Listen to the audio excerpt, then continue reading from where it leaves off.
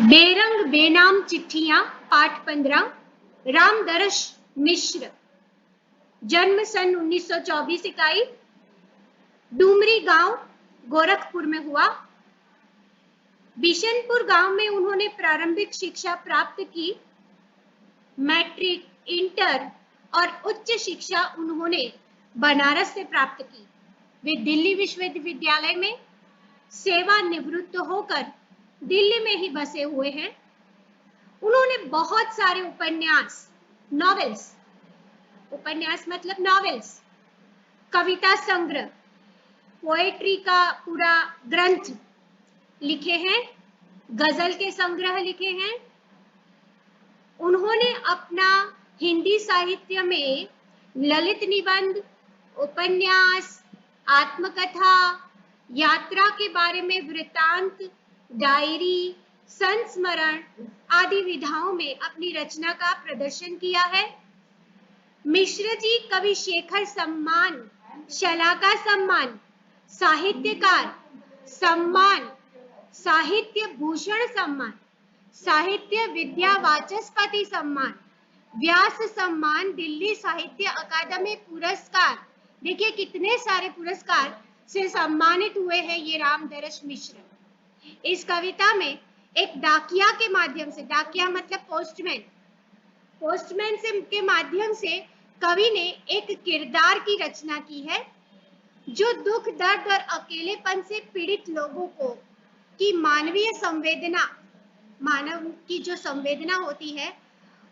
अब देखो, दुखी होता है इंसान अगर अकेला होगा, अकेले में वो अपने दर्द को किसी के साथ बांट नहीं सकता, लेकिन उम्मीद को बांटा है इस काव्य में रामदर्श मिश्र ने कि उम्मीद रखो, कुछ अच्छा होगा, कुछ तो ऐसा होगा जरूर कि तुम्हारे दुख की जानकारी किसी और को प्राप्त होगी और तब जाके वो आपको कभी न कभी आपके दुख से आपको बाहर निकालेगा। डाकिये का एक बिंब है, उन लोगों के प्रति उन्होंने सहानुभूति बताई है, करुणा पहुंचाने का काम किया है जिनका अपना कोई है ही नहीं दुनिया में। कवि कहते हैं कि बिना नाम और पते की चिट्ठियां तो पहुंचानी है पोस्टमैन ने, लेकिन उसका ऊपर नाम या पता नहीं लिखा। उन चिट्ठियों पर भेजने वाले का नाम भी नहीं लिखा, ना कोई टिकट लगी है। ऐसी चिट्ठियां किसी ऐसे व्यक्ति के पास पहुंचाने के बजाय कि कोई स्पेसिफिक कोई एड्रेस पर पहुंचाने के बजाय यहाँ वहां बिखरी पड़ी है। समाज में डाकिया चिट्ठी पहुंचाने का काम करता है, लेकिन अकेलेपन से पीड़ित समुदाय को आश्वस्त करने के लिए ये काव्य लिखा गया है, जिसमें डाकिया एक सिंबलाइज्ड पर्सन दिखाया गया है। देखिए रामदर्श मिश्र की ये बेरंग, जिसमें रंग नहीं है। देखो पहले के जमाने में चिट्ठियां लिखी जाती थी और रंगीन चिट्ठियां, रंगीन कवर, रंगीन कागजों पर चिट्ठियां लिखी जाती थी। अरे स्प्रे तक छिड़क देते थे चिट्ठियां भेजने में, और चिट्ठी को सूंघ कर, चिट्ठी को देखकर ही चेहरे पर मुस्कान आ जाती थी। लेकिन यहाँ तो रंग नहीं, न नाम है, न पता लिखा है, न पाने वाले का, न भेजने वाले के लिए, बट चिट्ठियां हैं, पहुंचेगी कहीं न कहीं ऐसे व्यक्ति के पास जो अकेलेपन से पीड़ित है। तो आइए इस काव्य का मजा लेते हैं।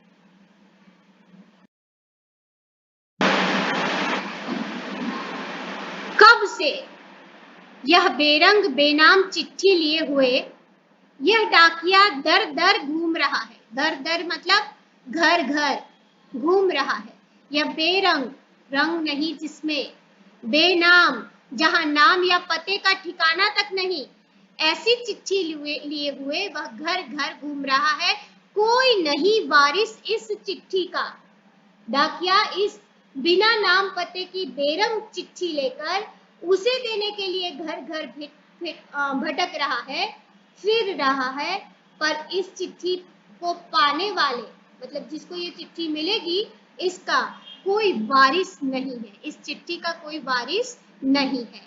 कब से ये डाकिया घूम रहा है घर घर, लेकिन इस चिट्ठी का कोई वारिस नहीं है। कौन जाने किसका अनकहा दर्द, किसके नाम इस बंद लिफाफे में पत्ते की तरह कांप रहा है। देखिए राइटर की लिखाई की सुंदरता को महसूस कीजिएगा बेटा। अनकहा दर्द, दर्द तो है लेकिन अनकहा, जिसको हम कभी किसी से कह ना पाए, ऐसा दर्द किसी के नाम से या अनकहा दर्द बंद लिफाफे में है। जैसे दिल कांप रहा हो पत्ते की भांति, पत्ता जिस तरह से हवा से कांपता है उसी तरह से दिल कांप रहा है, जिसमें दर्द छुपा हुआ है जो किसी को कहा नहीं गया। और लिफाफा भी बंद है, कौन जाने किसका ये दर्द है। कवि कहते हैं कि इस बेनाम चिट्ठी के लिफाफे में जाने किस व्यक्ति के लिए, जाने किस व्यक्ति के दर्द पत्ते की तरह कांप रहे हैं। अब आगे पढ़ेंगे, शायद वह भी इसी तरह सतरों के ओठों में अपने दर्द कसे यहाँ वहां घूम रही होगी। कवि कहते हैं कि उन्होंने भी तो एक बेरंग चिट्ठी जाने किसके नाम भेजी है। शायद वह चिट्ठी भी इसी तरह पत्र में लिखे गए शब्दों को लिए इधर उधर घूम रही होगी। ये चिट्ठी के बारे में लिखा है, घूम रही होगी। सतरों के ओठों में दर्द कसे, होठ के, ओठों मतलब होठ के बीच अपने दर्द को कसे हुए, बंद किए हुए। शायद मैंने जो चिट्ठी लिखी है, लेखक ने भी अपने एक बिना नाम की चिट्ठी छोड़ी है। मैंने भी तो एक बेरंग चिट्ठी छोड़ी है, मतलब लेखक ने, रामदरस मिश्र ने भी एक चिट्ठी लिखी है, पता नहीं किसके नाम, मतलब नाम नहीं दिया। शायद वह भी इसी और चिट्ठियों की भांति जो बेरंग बेनाम है, उसी चिट्ठियों की तरह अपने आप में दर्द को कसे यहाँ वहां घूम रही होगी। यहाँ तक समझ आया होगा। आगे पढ़ते हैं। मित्रों, हमारी तुम्हारी ये बेरंग लावारिस चिट्ठियां, जिसका कोई वारिस ना हो उसे लावारिस बोलते हैं।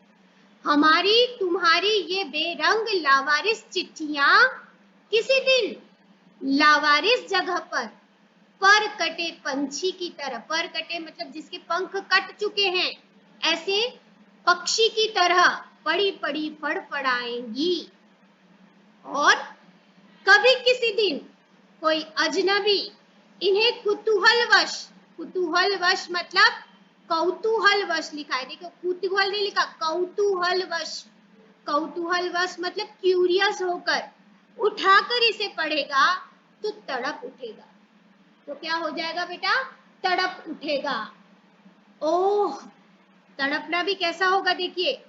ओह, ये चिट्ठी बिना पढ़े वो रखने वालों में से नहीं है। ये चिट्ठी तो बहुत दिन पहले किसी ने ये चिट्ठी शायद मेरे नाम लिखी थी, ऐसा उसे लगेगा।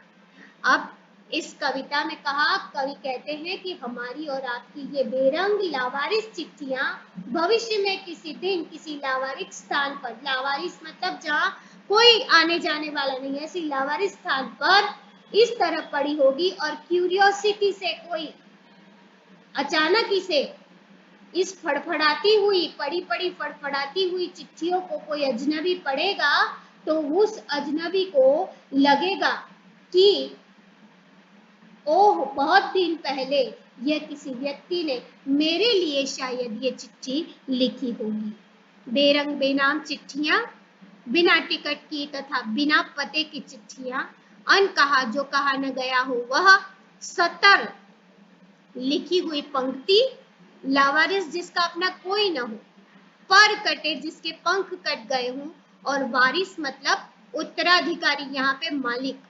ठीक है, इस तरह से ये काव्य यहाँ समाप्त होता है। आप समझ चुके होंगे कि ये कविता में वैसे तो ये भाव है कि कोई भी चिट्ठी, पहले के जमाने में बेटा चिट्ठी का बहुत ज्यादा महत्व था।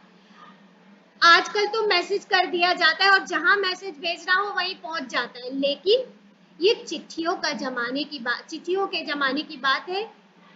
उस जमाने में पढ़ी हुई इस चिट्ठी को अगर कोई पढ़ेगा तो राइटर ऐसा कहते हैं कि जैसे जो पढ़ने वाला, जो भी जो जानता तक नहीं, उसे लगेगा कि ये चिट्ठी मेरे नाम लिखी गई थी। तो इसी के साथ यहाँ काव्य रामदरस मिश्र का समाप्त होता है। धन्यवाद।